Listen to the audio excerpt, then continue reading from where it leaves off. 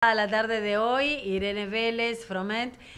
Bueno, pues ella es analista política, estratega, catedrática, y con ella vamos a conversar de varios temas interesantes que se suscitan en el país. Bienvenida, Irene, buenas tardes y bienvenida. Hola, buenas tardes. Gracias por la invitación. Qué gusto estar aquí. Arrancamos entonces, Eduardo Mendoza Estrada, junto a Eduardo Mendoza Estrada y Jaime Velázquez. ¿Cómo estás, Irene? Qué gusto saludarte, qué chévere poder compartir este panel contigo justamente. Hace algún tiempo que no te veo. Quiero preguntarte, Irene, y es sobre la entrada del nuevo gobierno. ¿Cómo la ves? Hoy se pelean Lazo y Noboa en la mañana en Twitter y después en la tarde justamente están los dos conversando en Carondelet. Cuéntanos un poco.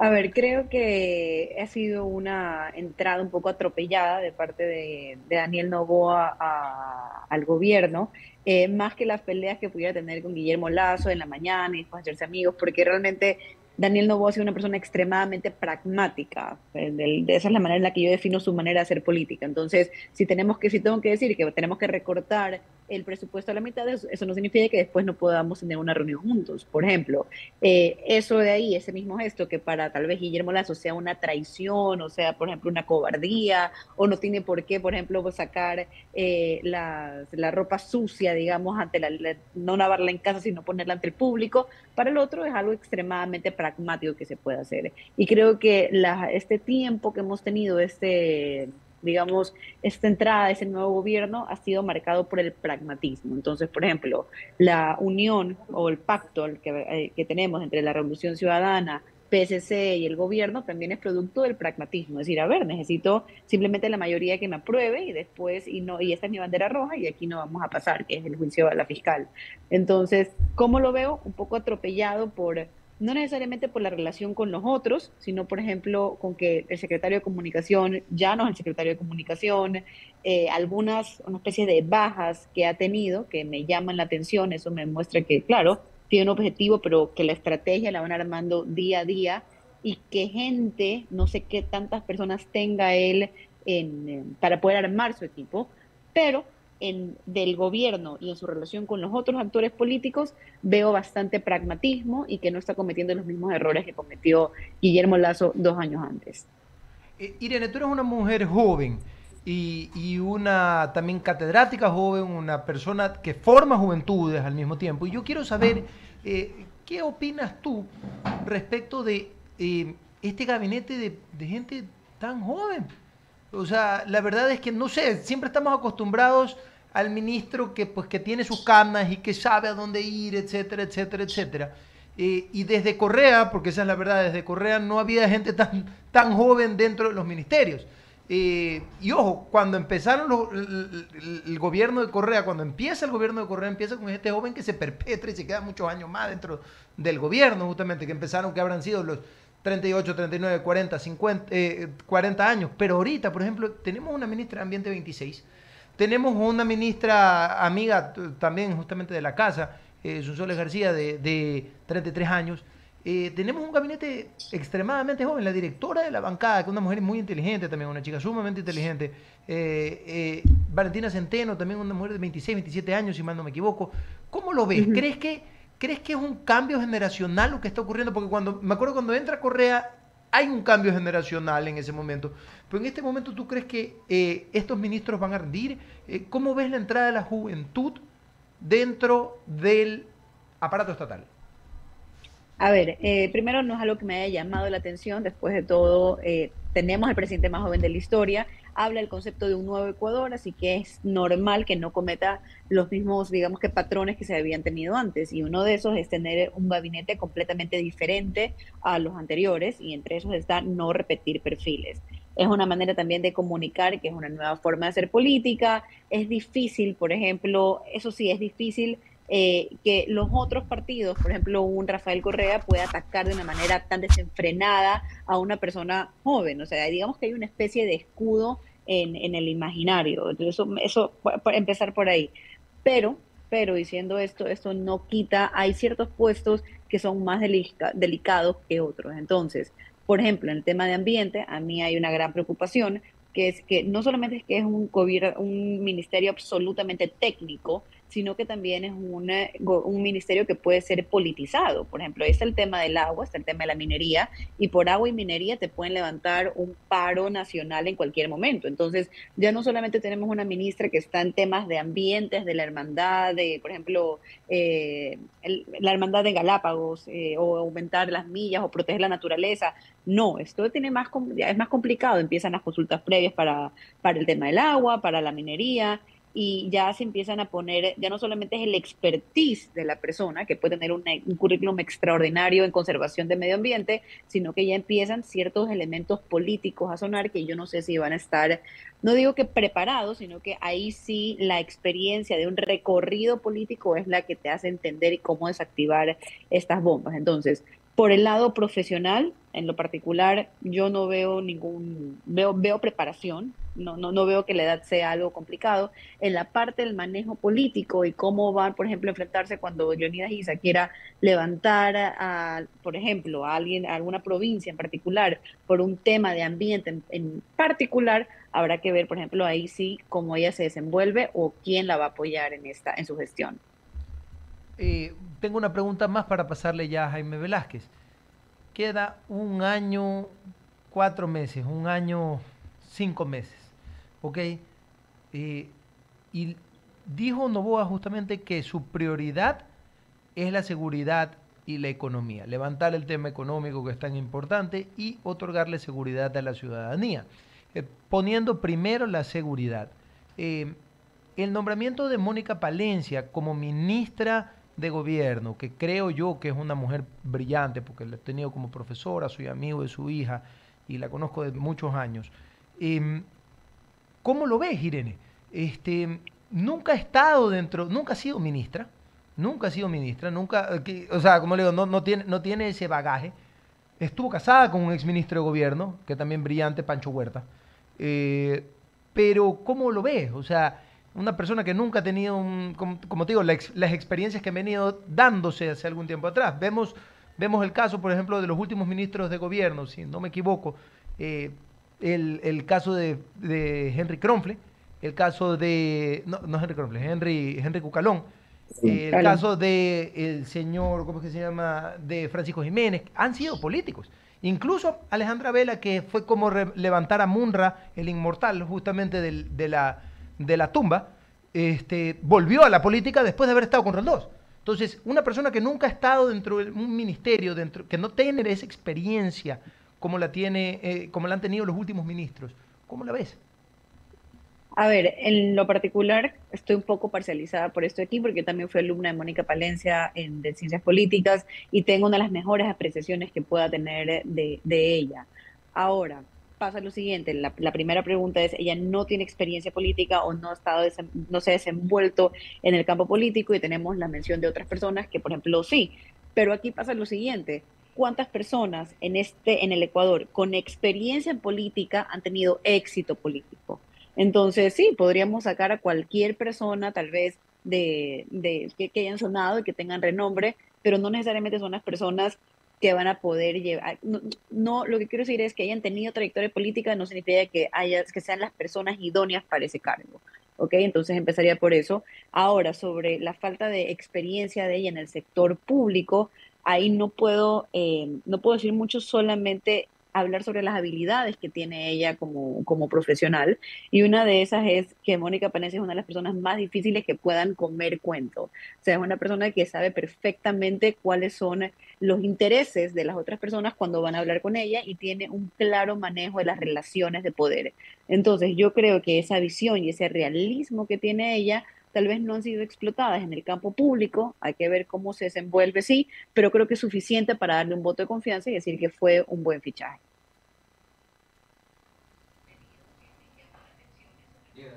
Me parece que se quedó Ahí estamos. cuarto, pero bueno, doy paso yo a la entrevista y lo que escucho y veo, pues obviamente es darle el respaldo a Daniel Noboa. Lo que hay que analizar realmente es porque pasamos en estos momentos de un gobierno en donde, por un lado, se combinó la juventud y por otro la experiencia en el campo privado, básicamente. Y eso, lamentablemente, pasa la factura porque en estos momentos lo que sucedió es que no hubo gestión. Entonces, más allá de los grandes éxitos que ha tenido, los grandes fracasos, pero me refiero a que la población como tal sí sintió esa falta de experiencia para gestionar en el sector público las cosas.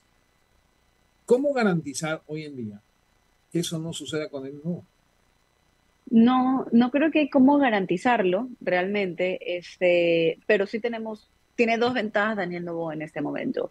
El Ujú. primero es que tiene el antecedente de un gobierno de todo lo que hizo es lo que no se tiene que hacer de ahora en adelante. Entonces, por ejemplo, uno de los puntos principales para mí que queda clarísimo a partir de la administración de Guillermo Lazo es disminuir el tiempo peleando entre políticos y aumentar, por ejemplo, las energías del gobierno al servicio público ciudadano. Entonces, entre esas, por ejemplo, solucionar el tema de energías o solucionar el tema de salud, que para mí es esencial, esencial. Ujú. En otras palabras, la presentación que tiene, la carta de presentación que tiene el gobierno con el ciudadano. Para mí eso va a ser básico. Entonces, primera ventaja que tiene él es lo que no hizo, ya tiene claro de alguna forma el gobierno anterior simboliza lo que no se debe hacer. Y segundo punto, creo que el pacto que ha tenido con el correísmo le da una especie de gobernabilidad y en esas cosas ha calmado, por así decirle, a alguien que se puede oponer constantemente, ya sea en narrativa como en política también,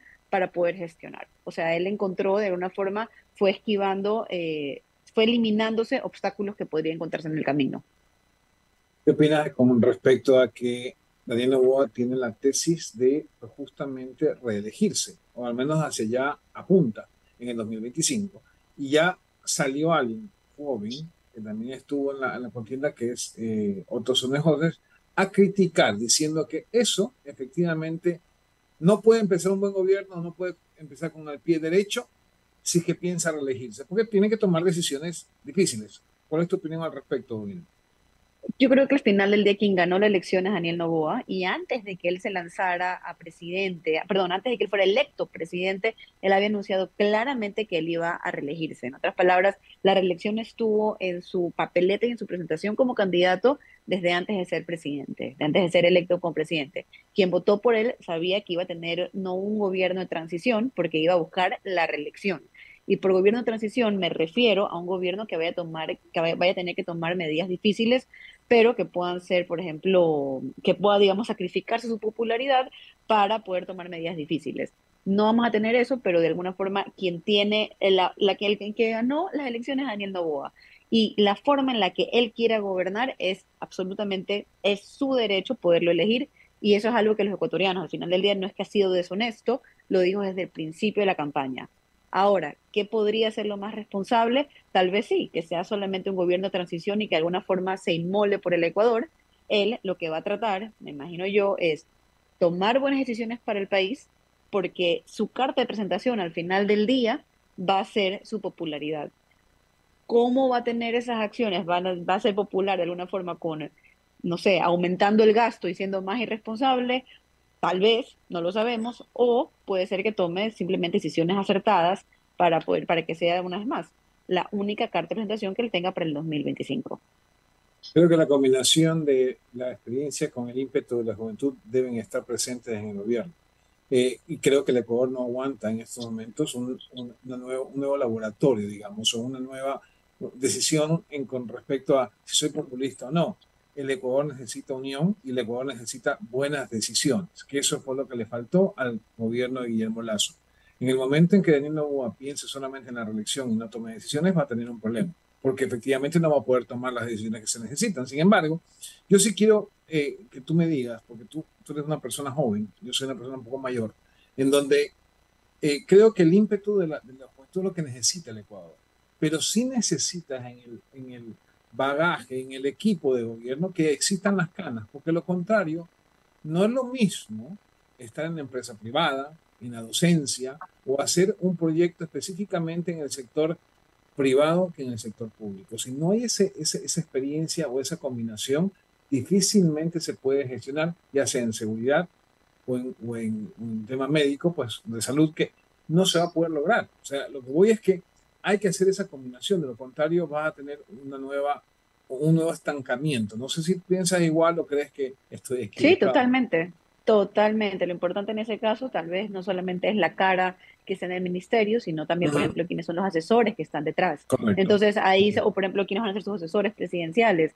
Pues Mónica Palencia, haber puesto a alguien tal vez un poco con cierta experiencia, no en el sector público, pero sí siempre ha estado relacionada, siempre está en idas y venidas, demuestra que tal vez no es que está solamente buscando caras nuevas, sino una especie de quién es la persona correcta para este puesto. Y espero realmente que detrás de cada joven esté la voz de la experiencia también. Y que junto a la que tenga la voz de la experiencia esté tal vez algún joven que le diga, esta es la forma en la que tal vez deberías de presentarlo. Los acuerdos que se llegan al día de hoy, tú estás como joven, porque tú, pues, obviamente has visto todo el proceder eh, de hace poco, porque en este caso tengo que decir que tengo un poquito más de experiencia en ese tema, o he visto más, ¿no? ¿Verdad? He sido testigo. A mí los pactos, los acuerdos, siempre son puras palabrerías, pero no van en beneficio del Ecuador. Sin embargo, creo en Daniel Noboa y creo que es una persona joven que va a cambiar las cosas porque está haciendo cosas, o el ímpetu de la juventud le permite hacer cosas que no están por la ruta antigua. Sin embargo, y quiero preguntarte esto porque eres joven, ¿tú crees que realmente en la Asamblea Nacional se puede llegar a una unión realista para el beneficio del Ecuador? No para un partido político ni para una posición específica, sino para el beneficio del Ecuador. No lo creo, pero por un tema en particular. Creo que construye nunca, si aquí te estamos hablando y se mantiene, digamos, el pacto entre Daniel Noboa, PSC y el correísmo, si es que se llegara a mantener, no creo que construye vaya a estar dentro de ese acuerdo, sino que van a radicalizar y lo que siempre han sido, polarizar la postura frente al correísmo para ser los únicos y verídicos anticorreístas y presentarse así ante el 2025. Ahora, que pueda haber una unión entre DNA, el correísmo y el social cristiano, claro, esto es, y sí creo que podría ser en los primeros meses en pro del Ecuador, por ejemplo, pero que después, justo antes de las elecciones, todos saben que van a volver a competir entre ellos. O sea, se acaba el momento de esta pequeña paz por conveniencia y por necesidad y empieza el 1, 2, 3 a atacarnos otra vez, más o menos. Entonces, pero si eso es lo que necesitamos en estos momentos para sacar proyectos de leyes importantes que espere, en lo que realmente espero ante esto de aquí, ahí pues, pongámoslo como joven, es que esta unión o este apoyo que se han dado entre ellos sea por una ley que de hecho valga la pena. Porque al final del día, creería yo que si algo nos ha demostrado estas elecciones es que la juventud no es tanto que si eres correísta o anticorreísta, sino quién me va a dar a mí resultados pragmáticos. Y en ese sentido, prefiero yo, o creería que es mejor, un acuerdo que vaya a tener resultados para el país versus una politización ideológica, que eso es lo que tuvo Guillermo Lazo, que ya sabemos en qué terminó. Clarísimo, le doy el paso a mis compañeros en cabina. Adelante, compañeros, los escucha Irene. Muchas gracias, Jaime. Nuevamente vuelvo contigo, Irene. ¿No crees que al final de cuentas, mira, estaba viendo justamente un buen amigo abogado, Gustavo Pareja, justamente hablaba del tema de que pues a la larga termina siendo pues la ideología al final se termina dando la vuelta y pues no existiendo una ideología como tal, sino que, y voy a teoría política con esto, justamente, eh, terminan poniendo como les da la gana los 4 o 5 miembros, o más que miembros, los dueños de los partidos a a los candidatos o a las personas que nos van a gobernar en este caso, porque justamente sí hay, hay un descontento por parte del pueblo en este sentido que se siente dolido por el hecho, pues, como te digo, del abandono que hemos tenido. Justamente se van los unos, entran los otros y después cambias nomás la administración. Entonces me hace pensar y como tú lo dijiste, ahorita todo el mundo pacta en un momento determinado, en 3, 4, 5, 6 meses, nos estamos matando de nuevo, quieren votar al presidente de la Asamblea. Y no hay nada preestablecido. ¿No crees que el hecho de que quizás una cosa es hacer un acuerdo político, pero otra cosa ya es, no sé, pues irte a la impunidad, que es un problema? Quizás en este caso no se esté dando la impunidad porque se está hablando, recién se entra, pero dentro de la mesa de negociación es complicado. Claro, es absolutamente complicado. A mí lo que hasta ahorita tengo claro es que veo que hay realismo de parte de los miembros de, por ejemplo, los partidos políticos que están entrando dentro de ese pacto. Ahí nadie nos está diciendo esta es la unión por, una gran diferencia en lo que fue, por ejemplo, también el gobierno de Guillermo Lazo, que decía, esta es la alianza y Pachacuti, y estamos todos unidos. Aquí cada uno, por ejemplo, ya Rafael Correa criticó a la jefa de bancada de ADN, diciéndole, no estamos hablando, hay que ver las pruebas contra la fiscal, por ejemplo. Entonces, está claro que al menos no se han presentado como la unión por el Ecuador o la gran bancada por el Ecuador, ese tipo de cuentos, digamos que ya han llegado al límite, no están tratando de imponer. De ahí a demostrar cuáles son las verdaderas negociaciones, hay un mar de diferencia. Lo que sí tenemos claro es que hay una línea roja, un PSC que dice no al juicio de la fiscal, un ADN que nosotros tampoco vamos a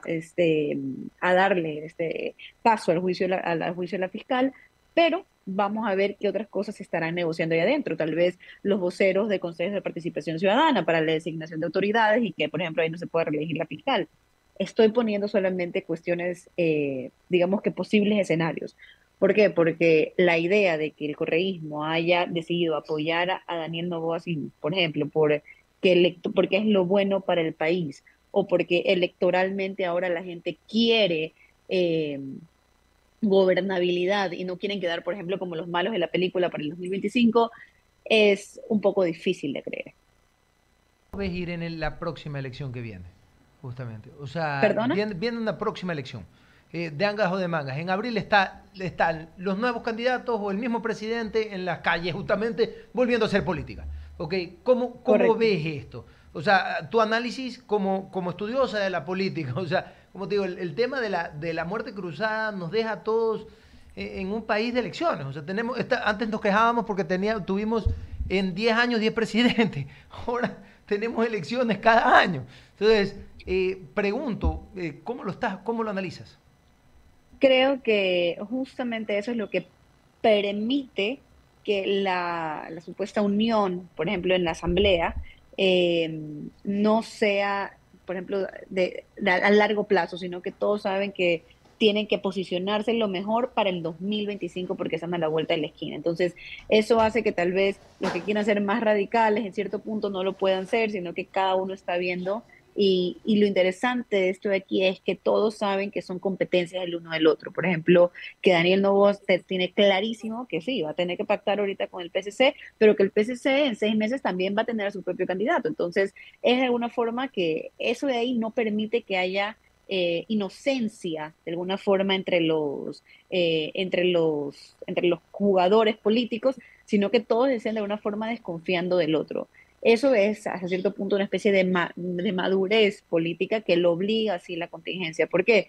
Porque no hay todavía un claro ganador. ¿Ok? No hay uno que uno diga, él va a ganar en el 2025. Y como no hay un claro ganador, les toca de alguna forma verse a cada uno como amenaza. Y al verse cada uno como amenaza, también los obligan en este momento a tener que tenerse cerca, casi casi tener a tus amigos cerca y tus enemigos más cerca todavía. Ahora, para el 2025, no solamente hay que ver las bancadas, sino que también hay que ver otros nombres. Por ejemplo, Jan Topic es alguien que está claro que todavía no es que ha decidido no volver a correr. Si es que, por ejemplo, llega a ver, pero su participación va a estar íntimamente ligada a que también le vaya a Daniel Noboa.